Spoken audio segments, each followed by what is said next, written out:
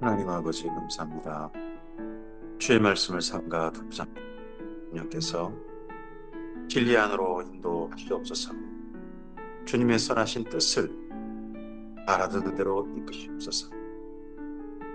하나님과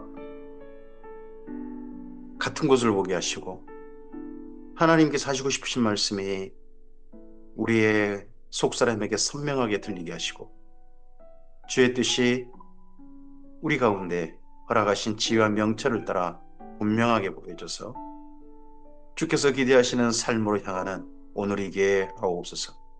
오늘도 우리 하늘 아버지께서 우리의 삶을 돌보시고 우리의 필요한 것을 채우시며 주의 선하신 사람으로 이 땅 가운데 길을 걸어가게 하시는 것처럼 우리의 삶이 우리 아버지의 나라가 되어져서 아버지의 제사장이 되어져서 이 땅 가운데 꽃피는 그런 길로 걸어가게 하는 시작이 바로 오늘 주신 말씀이게 하옵소서. 감사하며 예수님 이름으로 기도합니다. 아멘. 오늘은 에스라서 7장에서 10장 말씀 함께 읽겠습니다.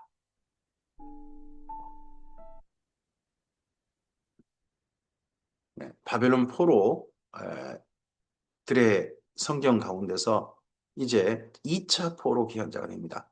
1차 포로 기한자들의 이야기가 에스라 1장부터 6장 그리고 학개서야, 그리고 2차 포로 기한자 그 사이에 아하수에로 왕 때 그때 이야기가 에스더고, 이제 아하수에로의 아들 아닥사스다 왕 때 이야기가 에스라 두 번째 7장에서부터 10장까지 말씀입니다. 그리고 아닥사스다 때 하나 더 이어져서 느헤미야까지가 아닥사스다 왕 때 하나님의 말씀이 기록되어지고 하나님의 사람들이 사역하게 됩니다. 그 가운데 에스라서 7장에서 10장 에스라의 2차 기한 말씀입니다.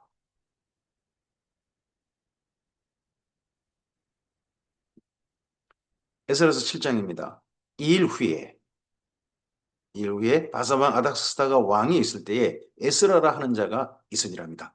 2일 후에라는 게 앞서서 1차 포로 기한 자들의 성전 봉헌, 성전 중건 후 봉헌, 거기까지가 6장에 있죠.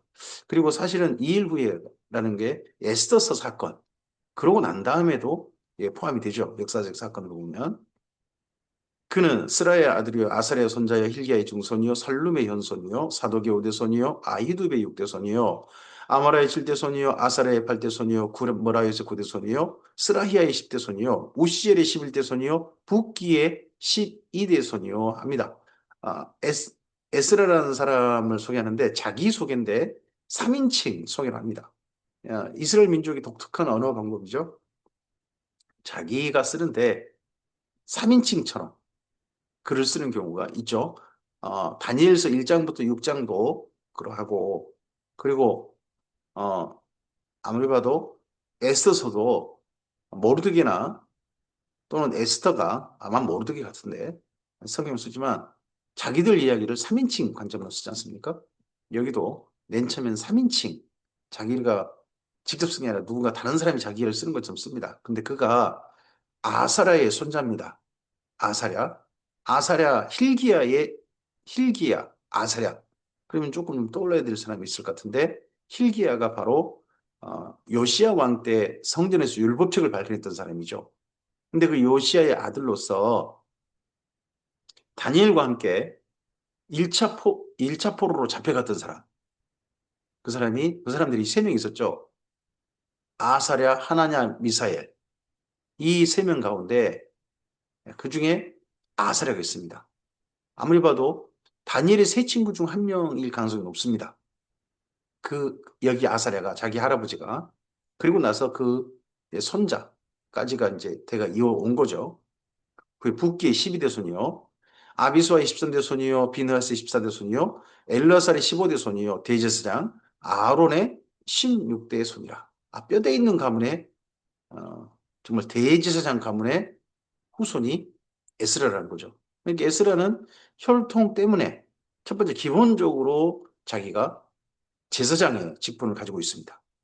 이 에스라가 바벨론에서 올라왔으니 그는 이스라엘 하나님 여호와께서 주신 모세의 율법에 익숙한 학자로서 그의 하나님 여호와의 도우심을 힘입어 왕에게 구하는 것은 다 받는 자이더니 아닥사스다 왕 제7년에 이스라엘 자손과 제사장들과 레위 사람들과 노래하는 자들과 문지기들과 느디님 사람들 중에 몇 사람이 예루살렘으로 올라올 때에 합니다. 이 몇 사람이라고 하는데 우리 몇 사람 그러면 한두 명 같아 보이지 않았습니까? 근데 이게 1200명이 넘습니다. 근데 몇 사람이라고 표현을 했고요. 그리고 에스라가 어디서 올라오냐 그러면 바벨론에서 올라왔다고 되어 있습니다. 바벨론. 수사나 ek바타나라든지 앙메다 이런 데서 올라오다 하지 않고 예, 바벨론에서 올라왔다고 합니다. 그러고 보면 활약은 아무리 봐도 수사 같은 또는 앙메다 같은 데서 거기서 맨 처음에 그쪽 그 페르시아 제국의 관료로서 일을 했겠죠. 그쪽에서 일을 했을 겁니다. 근데 포로기한 할 때 중심지는 메소포타미아 그쪽 와서 바벨론 그쪽에서 출발한 걸로 보입니다. 거기서 출발한 걸로. 그리고 에스라는 혈통 때문에 당연하게 제사장이고 하나 더 여호와께서 주신 모세 율법에 익숙한 학자라는 겁니다.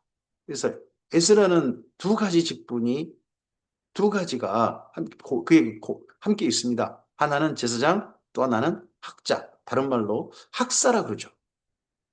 학사 에스라, 제사장 에스라 두 개가 겸임이 되어 있습니다. 이분은 그리고 그의 이름을 그의 여기 표현 속에 넣습니다. 에스라 하나님께서 도우신다 하는데 그의 하나님 여호와의 도우심을 입음으로 이렇게 표현을 했죠. 이 에스라가 올라왔으니 왕의 7년 다섯째 달이라 첫째 달 초하루에 바벨론에서 길을 떠났고 그러니까 수사라든지 앙메다 이런 데 길을 떠난 게 아니라 바벨론에서 길을 떠났고 하나님의 선한 손에 도우심을 입어 자기 이름이죠. 다섯째 달 초하루에 예루살렘에 이르니라. 그래서 에스라는 하나님께서 자기를 길을 선한 길로 인도하시고 그리고 순적하게 진행할 때 하나님의 선한 손에 도우심을 입어 이 표현을 즐겼습니다. 에스라는 자기 이름대로 하나님께 자기를 도우신다 하는 표현이 아주 들어가 있는 사람이죠. 그리고 이 하나님의 선한 손에 도우심을 입어 이 표현을 또 쓰는 분이 있습니다. 그분이 바로 느헤미야입니다. 그러게 느헤미야는 아무리 봐도 에스라를 굉장히 존경하는 분이거나 아니면 에스라의 제자 그런 분이 느헤미야일 가능성이 높겠죠. 에스라가 여호와의 율법을 연구하여 준행하며 율례와 규례를 이스라엘에 가르치기로 결심하였었다. 여기 7장 10절. 이게 2차 포로 귀환하는 에스라가 귀환하는 목적입니다. 에스라가 이제 페르시아 제국에서 황제의 선생님, 율법을 가르치는 선생님인데 법률 선생님이신데 그 선생님으로서 옆에 있으면 왕에게 자꾸 부담되고 하니까 은퇴하는 것 같습니다. 은퇴하고 난 다음에 그리고 그 다음 자기의 이제 삶을 어디서 살 것인가 할 때 아예 페르시아 본국이라든지 바벨론에 있지 아니하고 포로기한 자들 예루살렘에 갈 걸로 결심합니다. 그래서 예루살렘에 와서 뭐 할 거냐? 그곳에 와서 그냥 큰 멋진 집 짓고 여생을 편안하게 그냥 그렇게 낭만적으로 지낼 거 그게 아니고 돌아오는데 또 일하려고 계획합니다. 이번에는 율법을 가르치는 계획. 그래서 저는 에스라가 요즘 우리나라가 점점 나이가 많아지고 그다음 어, 은퇴하는 분들이 많아졌죠. 은퇴 후 삶이 아주 많이 남아있는 분들이 우리나라에 점점 많아지고 있습니다. 그런 분들 가운데 이 에스라의 모범, 은퇴 후에 그가 하나님 율법을 연구하여 준행하며 율례와 규례를 이스라엘에 가르치기로 결심했던 이 결심, 이게 중요한 모범이라고 생각합니다. 은퇴자들에게. 여호와의 계명의 말씀과 이스라엘에게 주신 율례학자요. 학자 겸 제사장인 예스라에게 율례학자, 학자 겸 제사장인 예스라. 아닥사스다 왕이 내린 조서의 초보는 아래와 같으니라. 모든 왕의 왕 아닥사스다는 만왕의 왕이라고 그러죠. 모든 왕의 왕, 만왕의 왕 만주의 주. 127개 127개 나라의 왕이니까요. 그 모든 나라를 다스리는 왕이니까 모든 왕의 왕 이렇게 표현하는 거죠. 하늘의 하나님의 율법의 완전한 학자 겸 제사장 에스라에게 조서를 내리노니 우리나라에 있는 이스라엘 백성과 그들 제사장들과 레위 사람들 중에 예루살렘에 올라갈 뜻이 있는 자는 누구든지 너와 함께 갈지어다. 첫 번째 준 왕의 그 허락이 뭡니까? 에스라와 함께 올라갈 수 있는. 그러면 보통 이사할 때 국가의 큰 그 허락을 받아야 되는 거죠. 여기 에스라도 당연히 왕의 허락, 왕의 명령을 받아서 포로 귀환한 겁니다. 너는 내 손에 있는 내 하나님의 율법에 따라 유다와 예루살렘의 형편을 살피기 위하여 왕과 율법 자문관의 보냄을 받았으니 페르시아 제국 황실의 최고 권위 그들의 보냄을 받았습니다.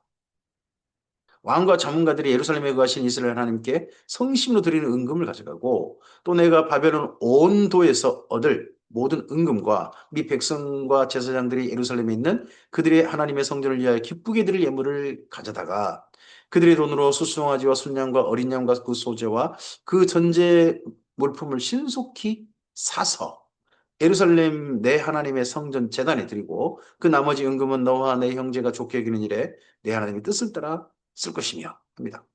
어, 많은 후원금을 받은 것 같습니다. 그 후원금을 가지고 예루살렘에 가면 그 돈을 가지고 먼저 첫째 재물을 삽니다. 이게 나중에 이제 포로 귀환한 이들은 그 지역에서 바로 재물이나 예물을 가져오겠지만 먼 디아스포라 유대인들 그들이 예루살렘에 절기를 지키러 올 때 자기 지역 돈을 예물을 거기서부터 가져온 게 아니라 돈으로 바꿔오는 거죠. 돈으로 가지고 와서 돈으로 재물을 삽니다. 예물을 삽니다. 그렇게 해서 유월절, 뭐 맥주 감사절, 오순절, 그리고 또 초막절 이런 절기 재물을 바치는 그게 전통이 이때부터 형성이 되는 겁니다. 형성이 되고 그리고 나머지 돈 들고 난 다음에 나머지 돈은 백지 이임장을 줬어요. 너네 마음껏 사용해라. 하나님의 뜻을 따라 써라. 내 하나님의 성전에서 섬기는 일을 위하여 내게 준 그릇은 이스라엘 하나님 앞에 드리고 그 외에도 내 하나님의 성전에 쓸 것이 있어서 내가 드리고자 하거든 무엇이든지 궁중창 곳에 내다가 드릴지니라. 아닥사스다가 정말 여기 에스라에 대한 극진한 예우를 해서 보내는 게 보입니다. 그냥 한 게 아니라 자기의 최선의 예우를 해서 그렇게 에스라가 귀환하는 걸 격려하는 황실의 격려가 있다. 황실의 이거 큰 은사가 여기 에스라의 귀환에 함께하고 있다 하는 것들을 이렇게 보여줍니다. 나곧 아닥사스다 왕이 유브라데 강 건너편 모든 창고지기에게 조서를 내려 이르기를 하늘의 하나님의 율법학자 겸 제사장 에스라가 물은 너희에게 구하는 것을 신속히 시행하되 어, 유브라데 강 건너편에 총독들 총독들이 세금을 거두어 가지고 페르시아 제국에 바치겠죠. 근데 그 세금 거두는 창고에서 금고에서 돈을 또 마음껏 쓸 수 있도록 에스라가 은은 100달란트까지 금은 100그룹 밀은 100그룹까지 포도주는 100발까지 기름도 100발까지 하고 소금은 정령 없이 하라. 하늘의 하나님의 전을 위하여 하늘의 하나님이 명령하신 것은 삼가 행하라. 어찌하여 진노가 왕과 왕자의 나라에 임하게 하랴. 이거 제대로 안 했다간 에스라가 섬기는 하나님께서 어, 진노하실 수도 있다 하는 그런 표현도 넣습니다. 에스라가 섬기는 하나님께 결코 진노 살리는 하지 마라. 그 에스라의 하나님은 그렇게 기뻐하시도록 그렇게 해라 합니다. 그래서 이 아닥사스다가 에스라의 이런 큰 영향, 에스라가 섬기는 하나님, 하늘의 하나님이라 불리는 그 에스라의 섬긴 여호와 하나님께 왜 이런 영향을 받았는가? 그래서 뭐 그런 추정도 해보는 거죠. 아하수에로와 에스더가 이제 서로 결혼하고 그리고 에스더와 모르드게가 페르시아 제국 최고의 그 지휘층에 올라섰고 왕으로서 에스더가 있지 않습니까? 그래서 여기 아닥사스다가 에스더의 큰 영향을 받았을 거라는 거죠. 아, 에스더의 친아들일 수도 있겠죠. 그런 가능성도 배제하진 배제 못하 배제하는 건 아니라고 생각합니다. 충분히 가능성을 염두에 둬야죠. 거기다가 그 외에 또 양아들이 할지라도 그의 어머니에게 에스더에게 모르드게에 큰 영향을 받은 사람이 아닥사스였을 것이다 하고 짐작해 보는 거죠.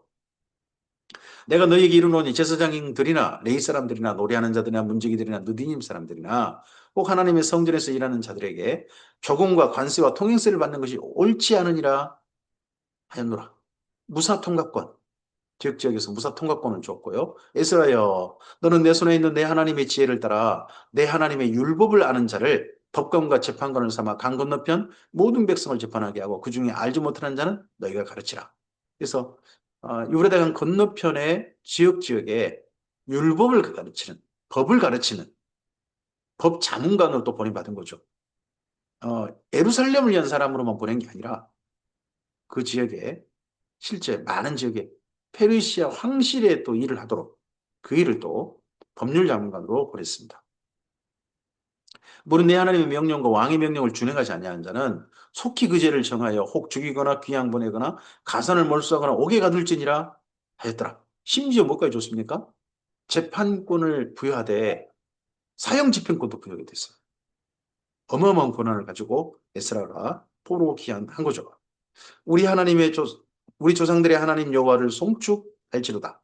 그가 왕의 마음에 예루살렘 여호와의 성전을 아름답게 할 수도 주고 또 나로 왕과 그의 보좌관들 앞과 왕의 권세 있는 모든 방백의 앞에서 은혜를 얻게 하셨도다. 내 하나님 여호와의 손이 내 위에 있으므로 내가 힘을 얻어 이스라엘 중에 무리들을 모아 나와 함께 올라오게 하였노라 합니다. 여기 7장 26절까지가 뭡니까? 왕의 조소죠. 조소를 기록하고 난 다음에 에스라의 송축을 그 다음 27절에부터 붙입니다. 근데 여기 27절부터 앞과 다른 시점이 보입니다. 글의 시점, 글쓴이의 시점, 1인칭 시점이죠. 나로, 내가, 내 위에 이렇게 나를 의지합니다. 에스라서 8장입니다. 아닥스다 왕이 있을 때 나와 함께 바벨론에서 올라온 족장들과 그들이 예보는 이러하니라. 이제 올라온 몇 사람과 함께 올라왔다고 하는데 몇 명이 올라왔는가? 비누아스 자손 중에서 게르솜이요, 이다말 자손 중에서는 다니엘이요, 다윗 자손 중에서는 핫두스요, 스가냐 자손 곧 바로스 자손 중에서는 스가랴니 그와 함께 족보에 기록된 남자가 150명. 네, 제사장들만 해도 150명. 반모압 자손 중에서는 스라히아의 아들 엘 여호에넨이 그와 함께 있는 남자가 200명이고요. 스가냐 자손 중에서는 야하시엘의 아들이니 그와 함께 있는 남자가 300명이고요. 아딘 자손 중에서는 요나단의 아들 에베신이 그와 함께 있는 남자가 50명이요. 엘람 자손 중에서는 아달랴의 아들 여사야이니 그와 함께 있는 남자가 70명이요. 스바다 자손 중에서는 미가엘의 아들 스바다니 그와 함께 있는 남자가 80명이요. 요압 자손 중에서는 여히엘의 아들 오바다니 그와 함께 있는 남자가 218명이요. 슬로미 자손 중에서는 요시바의 아들이니 그와 함께 있는 남자가 160명이요. 몇 사람이라는데 수가 점점 많아지죠? 엄청 많아지죠?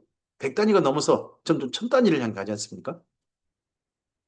베베 자손 중에서는 베베의 아들 스가랴이니 그와 함께 남자가 28명이요. 아스가 자손 중에서는 학가단의 아들 요하나니니 그와 함께 남자가 110명이요. 아도니감 자손 중에 기록된 자의 이름은 엘리벨렉과 여우엘과 스마야이니 그와 함께 남자가 60명이요. 비그의 자손 중에서는 우디와 사부시니 그와 함께 남자가 70명이었느니라. 그래서 1000명이 넘는 그런 인원이 여기 2차 포로 기한하게 됩니다. 내가 무리를 아하와로 흐르는 강가에 모으고 거기서 3일 동안 장막에 머물며 백성과 제사장들을 살핀즉 그 중에 레위 자손이 한 사람도 2차 포로 기한을 할 때 스스로 자원해서 가겠다 결심하고 바벨론이라든지 페르시아 뭐 제국에 좀 정말 좀 산다 하는 사람 중에 많이 있었겠죠. 근데 그들 가운데서 에스라 함께 올라온 사람, 가겠다 하는 사람 중에 레위 사람은 한 사람도 없었다는 겁니다. 이에 모든 족장 곧 엘리에셀과 아레일과 스마야와 엘라단과 야립과 엘라단과 나단과 스가랴와 무술람을 부르고 또 명천한 사람 요아립과 엘라단을 불러 가시바 지방으로 보내어 그곳 족장 이또에게 나아가게 하고 이또와 그의 형제 곧 가시바 지방에 사는 느디님 사람들에게 할 말을 일러주고 우리 하나님의 성전을 위하여 섬길 자를 데리고 오라 하였더니 우리 하나님의 선한 손에 도우심을 입고 이게 이분이 계속 지속적으로 나타나는 표현이죠. 우리 하나님의 선한 손의 도우심을 입고 에스라 하는 그의 이름이 그들이 이스라엘의 손자 레이의 아들 말리 자손 중에서 한 명철한 사람을 데려오고 또 세레바와 그의 아들들과 형제 18명과 아사바와 모라리 자손 중 여사야와 그의 형제와 그의 아들들 20명을 데려오고 다윗과 방백들이 레이 사람들을 섬기라고 준 느드님 사람 중 성전 일꾼은 220명이었는데 그들은 모두 지명받은 이들이었더라. 이들은 스스로 자원한 사람들은 아니고 레이 사람과 느디님 사람들은 지명받아가지고 너희 강다 간다 뽑힌 거죠. 울며 겨자 않을까요? 기쁘게 가는 사람들 글쎄요. 하여튼 뽑혀버린 거죠. 에스라의 권위라든지 페르시아 황실의 어마어마한 권위 앞에 가야죠. 그럼 제가 가겠습니다. 해가지고 뽑히니까 그렇게 온 사람들입니다. 그때에 내가 아하와 강가에서 금식을 선포하고 우리 하나님 앞에서 스스로 겸비하여 우리와 우리 어린아이와 모든 소유를 위하여 평탄한 길을 그에게 강구했습니다. 왜요? 이 아하와 강가에서 이렇게 페르시아 황실의 어마어마한 권위를 고 왕의 조서도 있는데 강구했을까요?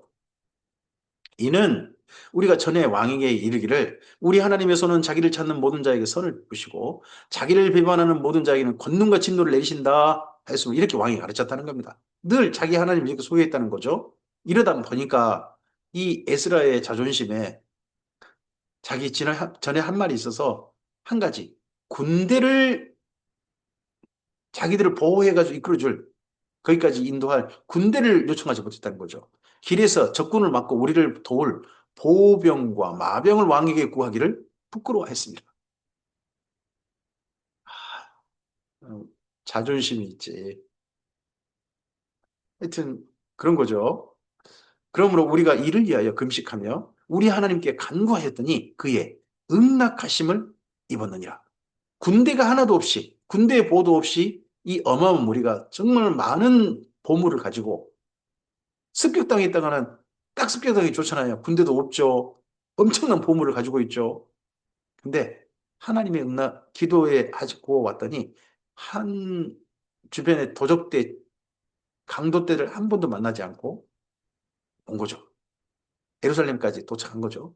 그때 내가 제사장의 우두머리들 중 12명 곧 셰레바와 아샤바와 그의 형제 10명을 따로 세우고 그들에게 왕과 모사들과 방백들과 또 그곳에 있는 이스라엘 무리가 우리 하나님의 성전을 위하여 드린 은과 금과 그릇들을 달아서 주었으니 내가 달아서 그들의 손에 준 것은 은이 650달란트요 은그릇이 100달란트요 금이 100달란트며 또 금잔이 20개라 그 무게는 1000다리기요 또 아름답고 빛나 금같이 보배로운 놋그릇이 2개라 내가 그들에게 이르기를 이르되 너희는 여호와께 거룩한 자여 이 그릇들도 거룩하고 그 은과 금은 너희 조상들의 하나님 여호와께 즐거이 드린 예물이니 너희는 예루살렘 여호와의 성전 골방에 이르러 제사장들과 레위 사람의 우두머리들과 이스라엘 족장들 앞에서 이 그릇을 달기까지 삼가 지키라.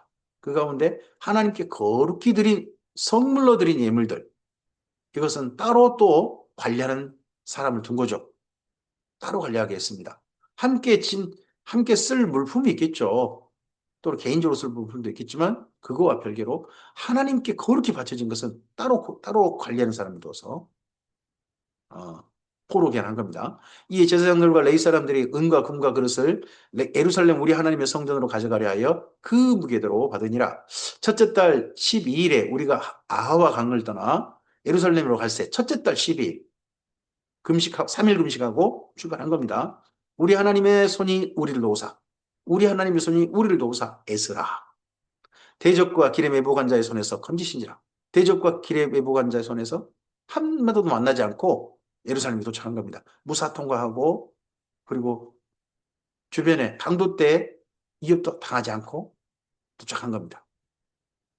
이에 예루살렘 이를 거기서 3일간 머물고 제4일에 우리 하나님의 성전에서 은과 금과 그릇을 달아서 제사장 우리의 아들 무레못의 손에 넘기니 비느하스의 아들 엘르아살과 레이 사람 예수아의 아들 요사박과 빈누의 아들 요야다가 함께 있어 모든 것을 다 세고 달아보고 그 무게의 총량을 그때에 기록하였느냐.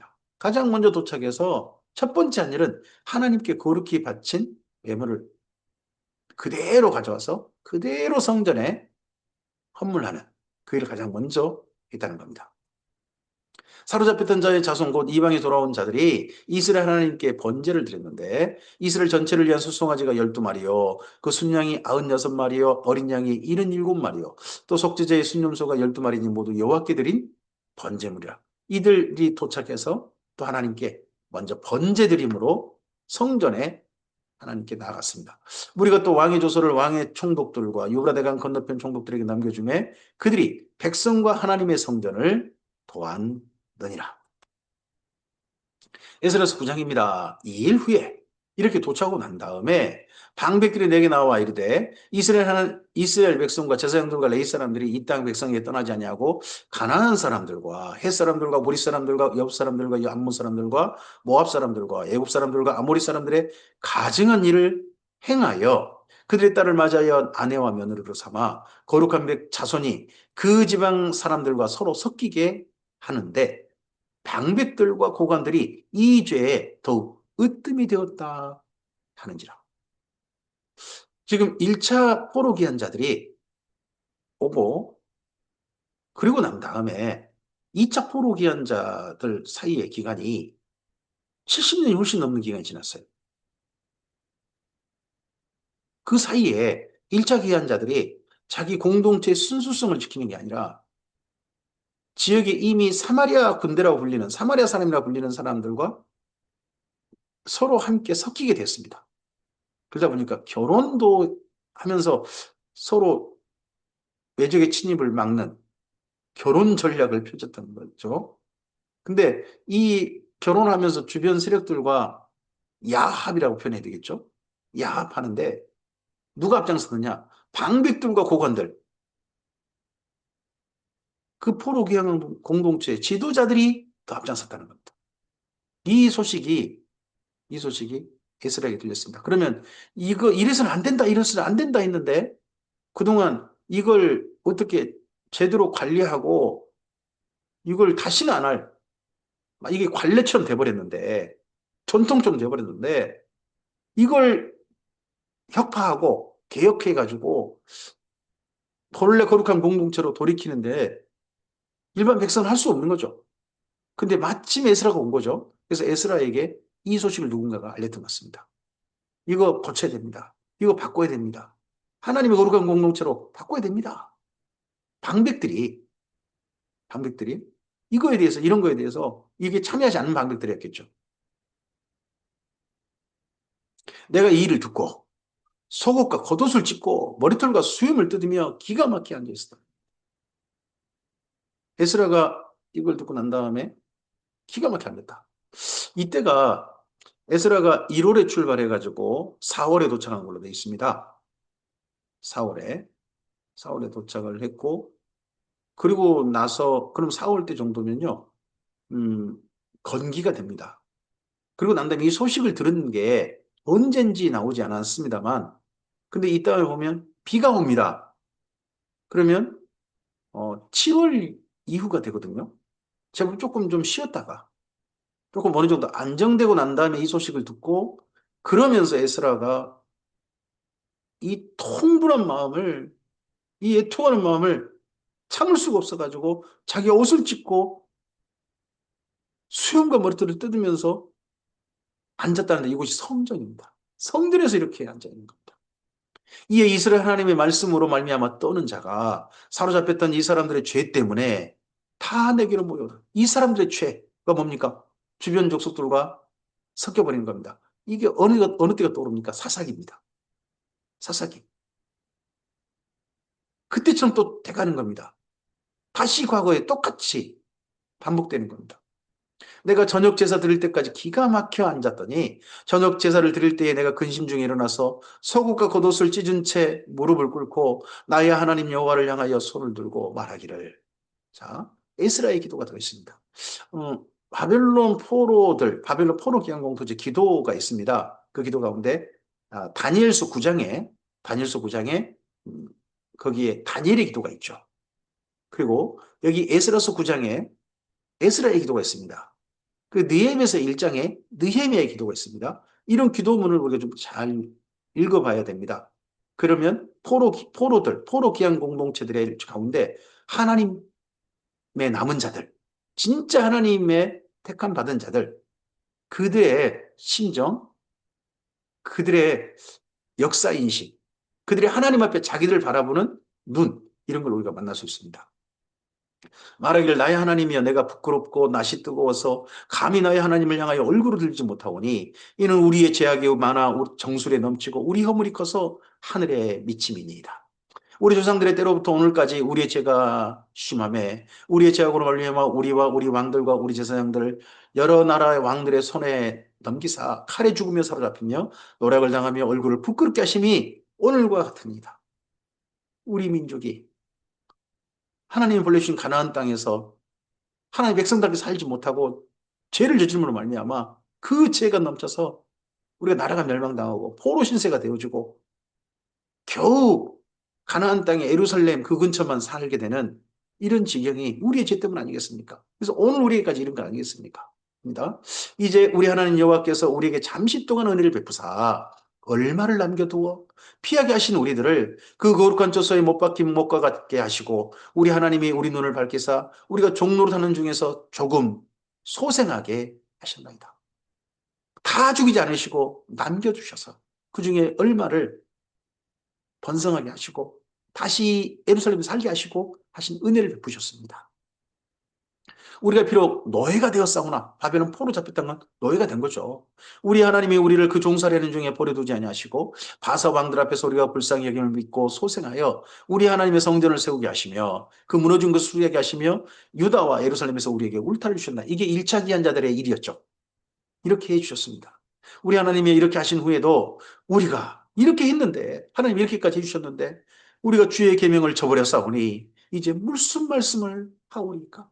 하나님이 이렇게 은혜를 베푸셨는데 또 우리가 옛날처럼 사사기 때처럼 또 죄를 저지르고 있으니 우리가 입이 열 개라도 할 말이 없습니다. 무슨 말을 주께 드릴 수 있겠습니까? 나 뜨겁습니다 하는 거죠. 전에 주께서 주의 종 선지자들에게 명령하여 이르시되 너희가 가서 얻으리라 하는 땅은 더러운 땅이니 이는 이방 백성들이 더럽고 가증한 일을 행하여 이 끝에 저 끝까지 그 더러움으로 채웠음이라. 그런즉 너희 여자들은 그들의 아들들에게 주지 말고 그들의 딸들을 너희 아들들 위하여 데려오지 말며 그들을 위하여 평화와 행복을 영원히 구하지 말라. 그리하면 너희가 왕성한 이 땅의 아름다운 것을 먹으며 그 땅을 자손에게 물려주어 영원한 유산으로 물려주게 되리라 하셨나이다. 이런 말씀을 여호수아 때 모세를 통하여 듣고 가나안 정착을 했었던 거죠.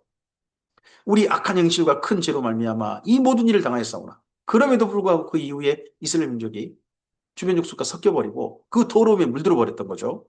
우리 하나님이 우리 죄악보다 형벌을 가볍게 하시고 이만큼 백성을 남겨주셨사오니 우리가 어찌 다시 주의 계명을 거역하고 이 가증한 백성들과 동원하오리까? 그리하면 주께서 어찌 우리를 멸하시고 남아 피해야 할 자가 없도록 진노하시지 아니하시리까? 또 하나님께서 진노하실 일을 우리가 이렇게 하고 있습니다 하는 거죠. 이스라엘 하나님 여호와여 주는 의로우시니 우리가 남아 피한 것이 오늘날과 같사옵거늘 도리어 주께 범죄하였사오니 이로 말미암아 주 앞에 한 사람도 감히 서지 못하겠나이다 하니라. 지금 하나님이 진노하셔서 우리를 다 진멸하셔도 이제 우리 할 말 없습니다. 또 그 악한 죄를, 그 더럽지 않은 죄를 또 반복하고 있으니 우리가 무슨 말을 하겠습니까? 에스라가 어떻게 하나님께서 자기들을 도와주시라고 그런 말씀도 못 드리고 그저 하나님의 처분만 바라고 이렇게 성전에서 옷이 겉옷과 속옷이 찢어진 채로 수염과 머리털을 뜯은 그 차림 그 채로 기도하고 있습니다. 에스라 10장입니다. 에스라가 하나님의 성전 앞에 엎드려 울며 기도하여 죄를 잡아갈 때 이때 에스라가 나이가 어떻게 되겠습니까? 은퇴하고 오신 분이지 않습니까? 백발이 성성한 그 노 제사장, 노 학자가 이스라엘 민족의 최고 페르시아 황실이 임명한 최고 권위 지도자인 그가 이렇게 울고 기도하고 죄를 잡아갈 때에 많은 백성이 크게 통곡하며 이스라엘 중에서 백성의 남녀와 어린이의 큰 무리가 그 앞에 모인지라. 엘람 자손 중 여일의 아들 스가냐가 에스라에게 이르되 우리가 우리 하나님께 범죄하여 이 땅 이방 여자를 맞이하여 아내로 삼았사오나 이스라엘에게 아직도 소망이 있나니 우리가 이런 죄를 저질렀지만 아직은 소망이 있습니다. 곧 내 주의 교훈을 따르며 우리 하나님의 명령을 떨며 준행하는 자의 가르침을 따라 그 모든 아내와 그들의 소생을 다 내보내기로 우리 하나님 여호와와 언약을 세우고 율법대로 행할 것이라. 이제 당신이 주장할 일이니 일어나소서. 이제 이거 지금이라도 고쳐야 됩니다. 지금이라도 고쳐야 됩니다. 이거 그냥 눈 감고 계속 지나가자. 아니요, 지금이라도 고쳐야 됩니다. 근데 그 일을 할 분이 마침 오셨습니다. 하나님께서 보내신 거 아니겠습니까? 에스라 당신이 오셨습니다. 이렇게 새롭게 될 수, 이 공동체가, 기업 공동체가 새롭게 될 수 있도록 에스라 당신이 나서셔야 됩니다. 한 거죠. 이제 당신 주할 일이 일어나서 우리가 도우리니 힘써 행하소서 아니라 이에 에스라가 일어나 제사장들과 레위 사람들과 온 이스라엘에게 이 말대로 행하기를 맹세하게 하며 우리가 맹세하는지라. 어디서 맹세했습니까? 성전에서. 이에 에스라가 하나님의 성전 앞에서 일어나 엘리야십의 아들 여호하난의 방에 들어가니라. 그가 들어가서 사로잡히던 자들의 죄를 근심하여 음식도 먹지 않으면 물도 마시지 않냐. 이 금식을 며칠 했는지 모르겠습니다. 에스라가 성전에서 금식하며 있습니다. 그러면서 이것이 모이라고 한 거죠. 유다와 예루살렘에 사로잡혔던 자들의 자손에게 공포하기를 너희는 예루살렘으로 모이라. 누구든지 방백들과 장로들의 훈시를 따라 3일 내에 오지 아니하면 그의 재산을 정몰하고 사로잡혔던 자의 모임이 쫓아내리라 하며 3일 내로 와라. 3일 내로 오지 않는 자는 재산을 몰수하고 그리고 우리 공동체 쫓아낸다. 이게 이후에 이스라엘 민족의 유대교의 출교 의식이 됩니다. 출교할 때 기본적으로 재산을 몰수, 그리고 무리에서 쫓아내, 그리고 하나가 더 있죠. 40에 하나 감한매를 사정없이 때려버리는 겁니다. 그래서 쫓아내는 거죠.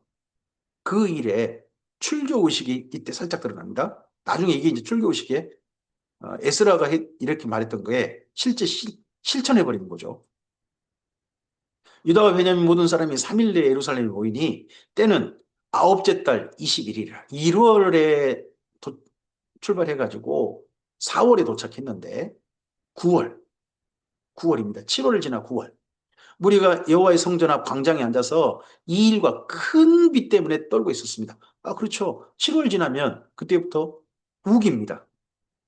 그래서 그때 밀보리를 뿌리고 이른 비 늦은 비 때 농사를 짓죠. 그때 정도입니다. 우기 때. 큰 비 때문에 떨고 있더니 제사장 에스라가 일어나 그들에게 이르되 너희가 범죄하여 이방 여자를 아내로 삼아 이스라엘 죄를 더하게 하였으니 이제 너희 조상들의 하나님 앞에서 죄를 잡아가고 그의 뜻대로 행하여 그 지방 사람들과 이방 여인을 끊어버리라 하니 에스라가 이 명령을 합니다. 그러자 모든 회중이 큰 소리로 대답하여 이르되 당신의 말씀대로 우리가 마땅히 행할 것이니이다.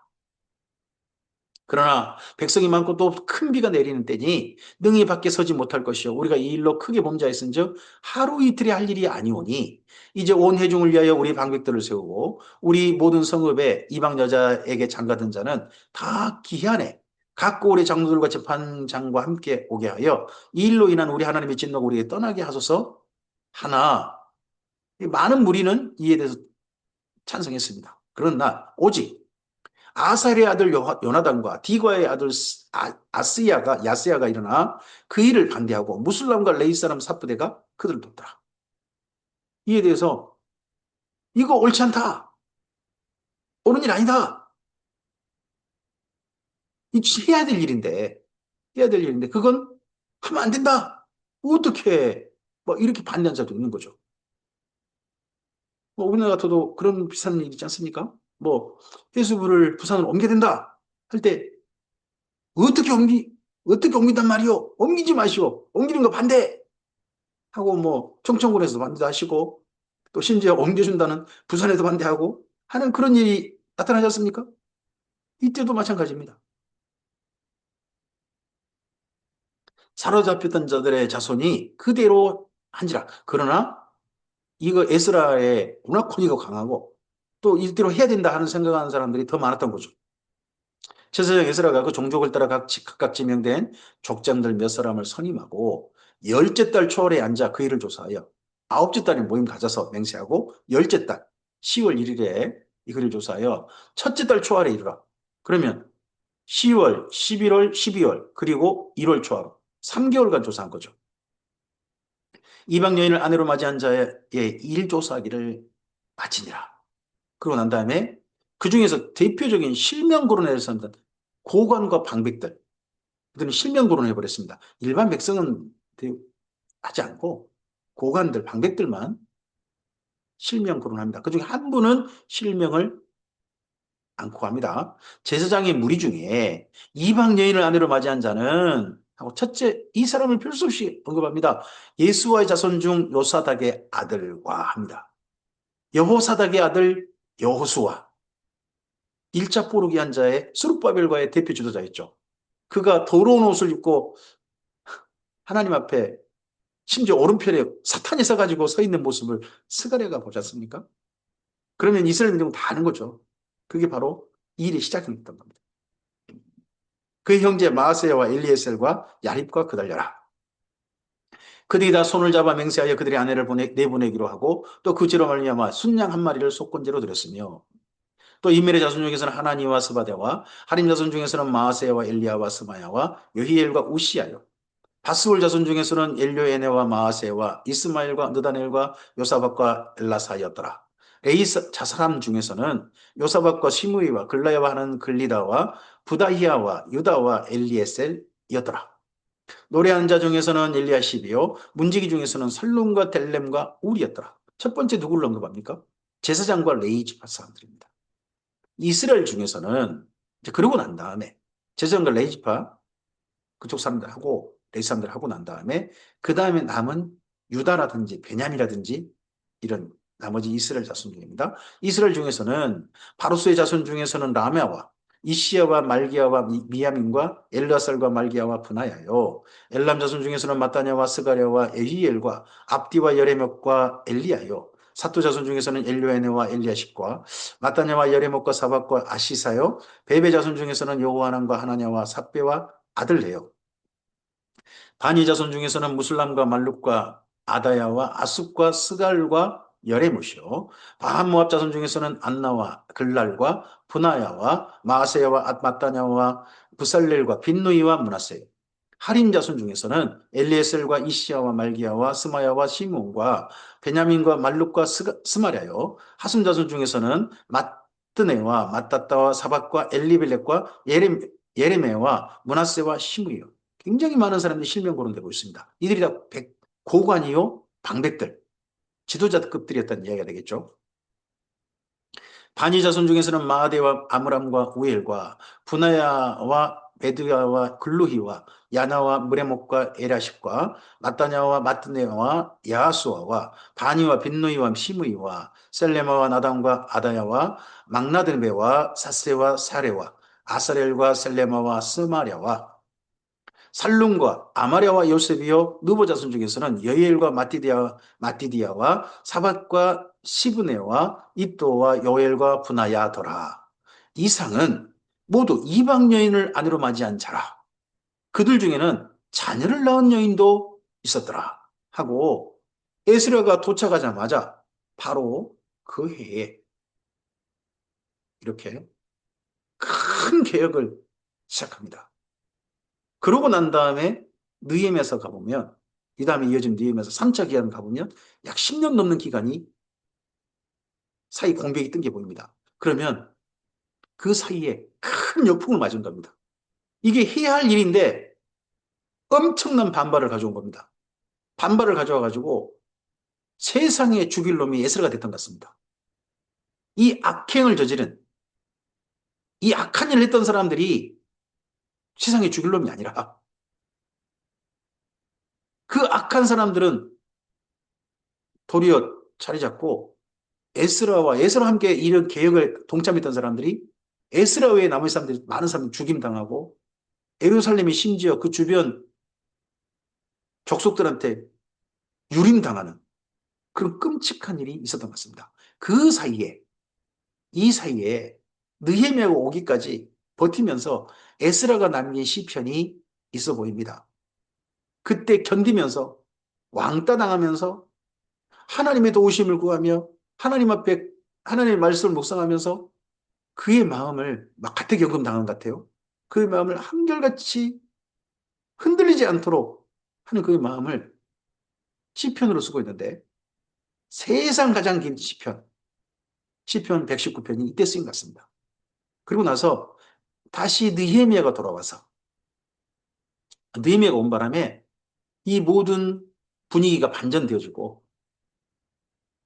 드디어 에스라가 개혁하고자 했던 일이 실제 실현되어지고 온 예루살렘도 성벽이 세워지고 그리고 에스라가 다시 성전에서 제사를 드릴 수 있게 되었을 때 쓴 시편이 시편 118편인 것 같습니다.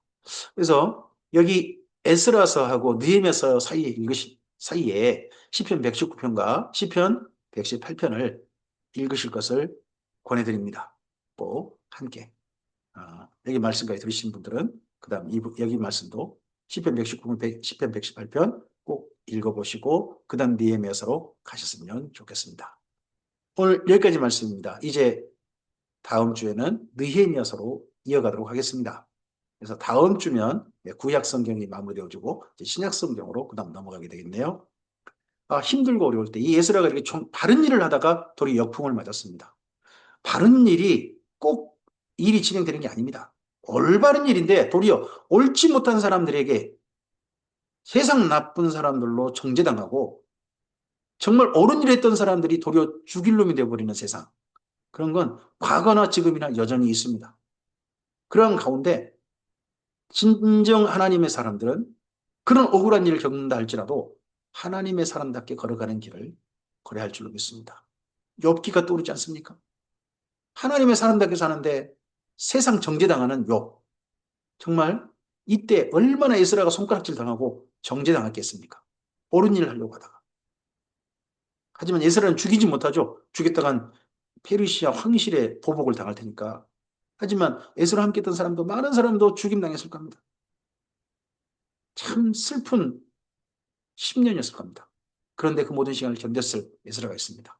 오늘 우리의 삶 가운데 진리를 올바르게 따르는 정의와 공의를 따르는 우리의 삶의 길이 하나님께서 지켜주시고 보호해 주시는 좁은 길이었으면 좋겠습니다. 그런 길을 걸어가고자 하는 주위 사람들 가운데 하나님의 선하신 도우심이 이런 역풍 없이 이루어지면 얼마나 좋겠습니까? 전 먼저 그렇게 되길 바랍니다. 하지만 역풍이 있다 할지라도 한결같이 올바른 길을 걸어가는 악한 자들에게 도리어 정의로운 자들이 정죄만 받는다 할지라도 그 길을 한결같이 걸어가는 오늘이었으면 좋겠습니다. 주의 선하신 손길이 주님의 사람들 가운데 진리를 따르고자 하는 자들 가운데 함께 하시길 바랍니다. 주의 선한 손이 손에 도우심이 함께 하실 것입니다. 감사합니다.